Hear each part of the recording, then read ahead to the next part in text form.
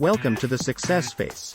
In today's video, we'll be discussing the importance of making a great first impression and how to do it effectively in just 90 seconds or less.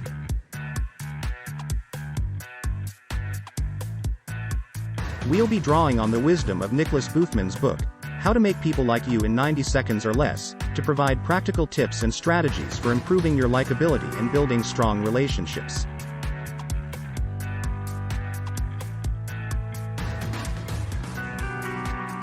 Whether you're looking to make new friends, impress a potential employer, or simply improve your social skills, this video has something for you. So let's get started and learn how to make people like you in 90 seconds or less. Your attitude determines the quality of your relationships, in addition to just about everything else in your life, regardless of what you do or where you live.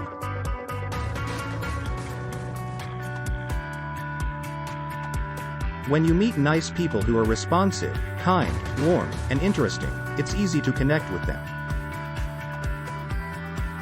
In the first 90 seconds of your relationship, you'll notice these qualities, which make people easy to get along with.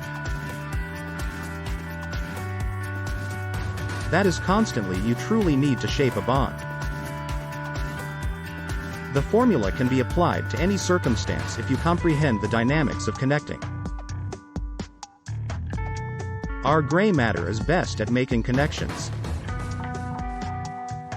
The three fundamental elements of connection are as follows. Meeting, it's important to make a good first impression. Your body language should suggest that you are open. Cross your arms but keep your heart open to others. Introduce yourself, smile, and make eye contact. Give a firm handshake and extend an arm. Don't underestimate how crucial it is to get this right. A handshake that is either too strong or too weak can immediately undermine the connection. You can send out positive energy even if you don't shake hands. Establishing rapport. When two people are on the same wavelength, feel at ease with one another, and have a sense of humor or empathy for one another, they have rapport.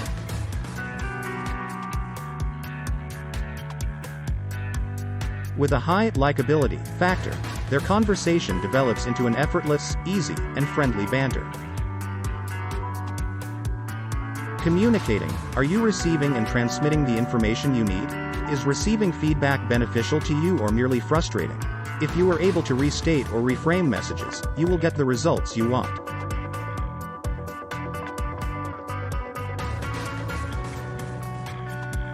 The secret ingredient. Most people know what rapport is when they see it, but it can be hard to define it.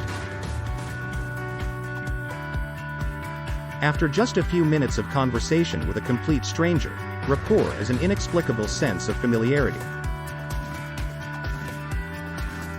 It is also the foundation of relationships that last a long time and are built on trust and shared interests. Rapport can be orchestrated, but it often develops at random encounters. Trust is the foundation of all relationships. Harmony is the foundation of trust. The following are some methods that can facilitate rapport. Attitude. If you send negative vibes, you can expect the same from others.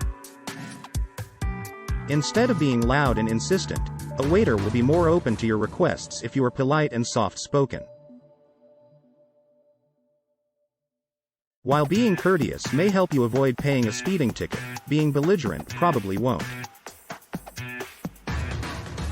People will either cooperate with you or resist you based on your attitude. A positive mindset sets the stage for success. Expressions on the face and posture have an immediate impact on body language. Even if you're freezing, crossing your arms in front of your chest is an unfriendly, closed gesture. Always open your heart and face people.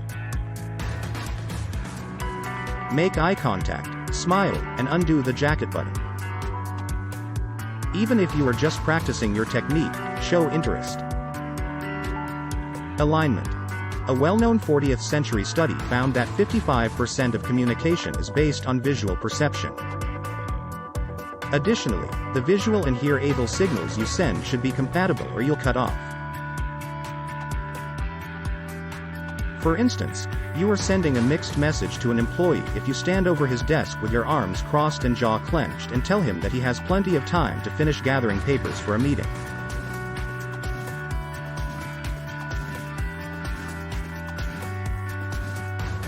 He will interpret your body language, not your words, as his cue. Maintaining a natural demeanor is essential if you want to make a good first impression. Particularly if you have a lot riding on a potential relationship, it can be nerve-wracking to meet new people. Having jitters can cause you to talk, smile, or laugh too much. Control your breathing, accept your excitement, and allow your inherent qualities to shine through. Get in sync. People who share common interests enjoy being around one another. Friendships can be built by watching foreign films, dining at gourmet restaurants, or supporting the same sports teams. There are hundreds of reasons why people naturally gravitate toward one another. You might like someone because they are sincere or have a positive outlook on life. By simply observing individuals, you can determine which duos are in sync. Some couples even walk and gesture with the same hand. Likability has a lot more to do with how you make people feel than it does with how you look. If you learn the art of synchronizing, which involves subtly mirroring the other person's gestures, tone of voice, and body language, you can quickly establish common ground with a stranger even though you only have 90 seconds to connect with them.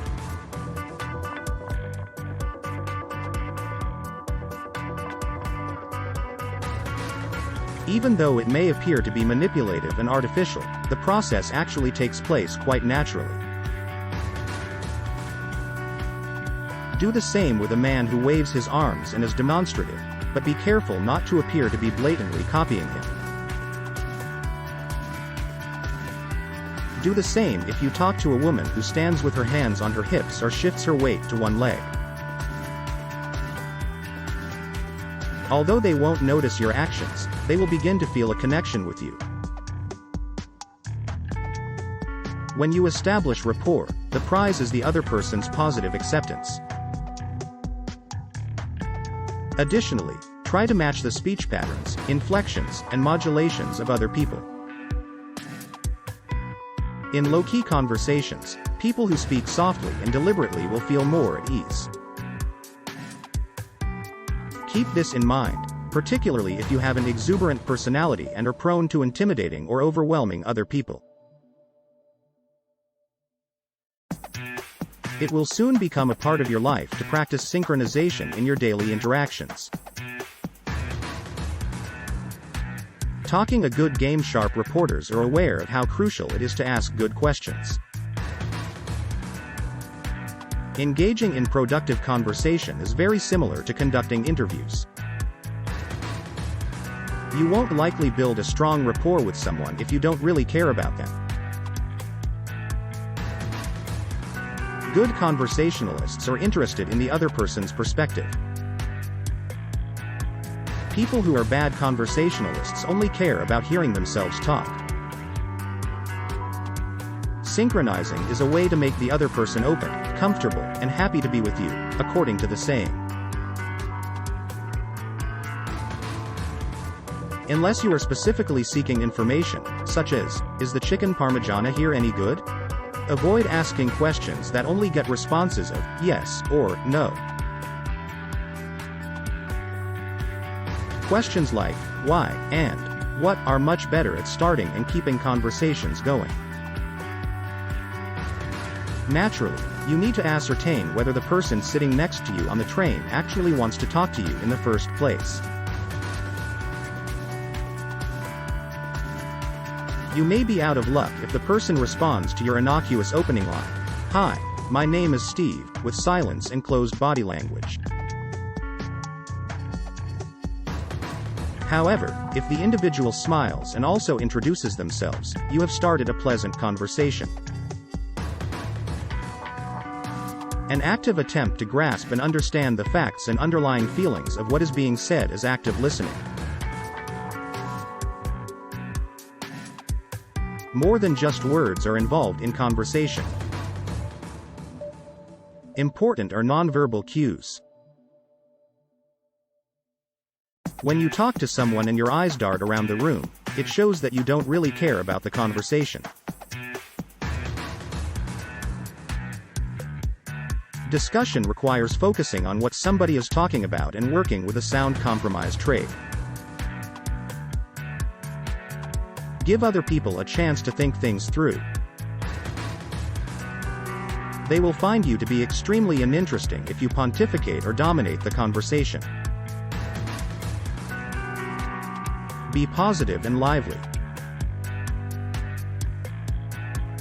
Complaints and criticisms are unwelcome. A matter of perspective, the way your brain processes information from your senses influences how you see the world. The founders of neuro-linguistic programming, Richard Bandler and John Grinder, stated that humans fall into 3 of the 5 sensory categories: kinesthetic, auditory, and visual senses. The majority of people have a sensory preference, so compartmentalizing them doesn't usually work. This helps to explain how 3 people who watch the same movie can have different experiences. The film's unique special effects might stand out to people who like to see things. Thunder could be heard in the movie's soundtrack to an auditory person. The audience might have been tense to the kinesthetic person. Talking to someone who is looking elsewhere is the most disconcerting thing. If this happens to you, get out of there as soon as you can. 15% of people are primarily auditory, 30% are kinesthetic, and 55% are primarily visual. You can make connections faster and more effectively if you comprehend these 3 sensory categories and practice recognizing their characteristics and subtle cues from other people.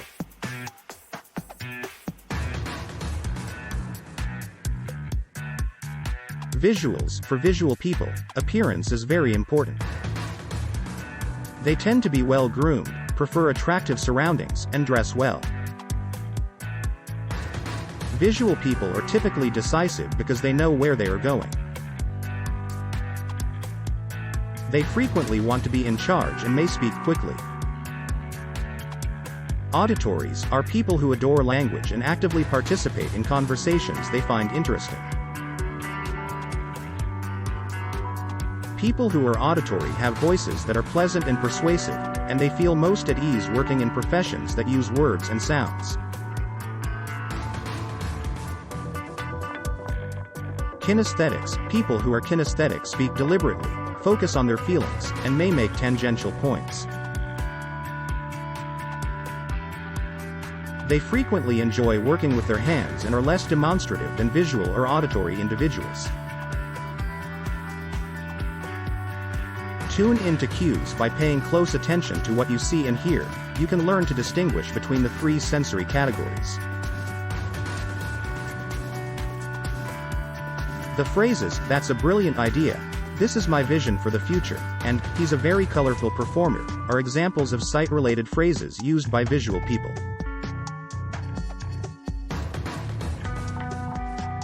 "That suit you're wearing is really loud," "The silence in this room is deafening," or "All that child does is whine," are all examples of auditory types referring to sound.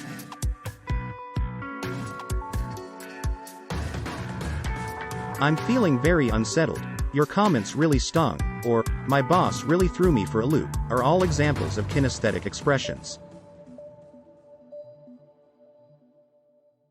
The fact of the matter is that we enjoy people who are like us. Pay close attention to how people talk and try to figure out their visual language. Focus solely on isolating auditory words the following day. After that, Set aside a day to practice recognizing kinesthetic words and phrases. Your ability to establish rapport will improve as you improve at this skill. Connected people live longer. Connections result in cooperation, and individuals who connect feel secure and powerful. Bandler and Grinder say that eye movements also show how people get information. In point of fact, it is virtually impossible to process thoughts without moving your eyes. People tend to look to the left when asked to remember something. They are attempting to construct and relive an experience as they look to the right. Do not confuse these movements with the way you look around a room with your eyes. Expect the best. Those fortunate, natural communicators who don't give the procedure much thought are those who appear to effortlessly establish rapport.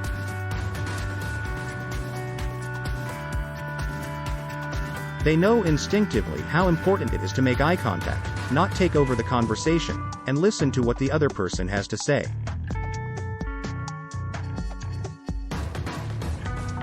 They are aware that attitude matters. If you take a negative approach, you can't expect a positive outcome.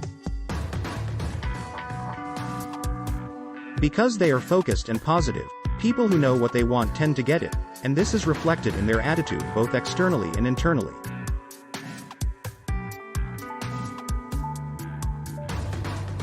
Maybe you once held a self-defeating viewpoint and didn't think you could get along with people, especially strangers, even if you really wanted to know them better.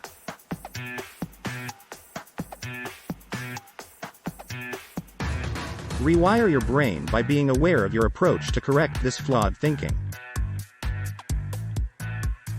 Keep your imagination contained. Make the assumption that the people you meet will be good. Dismissal is a significant piece of anybody's instructive excursion through life. Although it may be inevitable, it need not be catastrophic. Even though you won't get along with everyone, that's okay. Successful communicators do not go into the world every day armed with skills and methods. They go out and treat their work as a given. Keep in mind that people want to connect. Communities are where they thrive because they provide support and strength to one another. You will discover that it is not at all difficult to make people like you when you are ready to put the lessons you have learned about synchronization, rapport, and sensory perception into practice.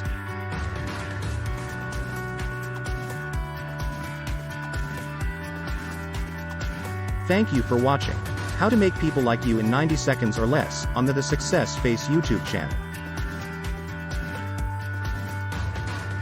We hope you found the information provided by Nicholas Boothman helpful and will be able to put it into practice in your own interactions with others.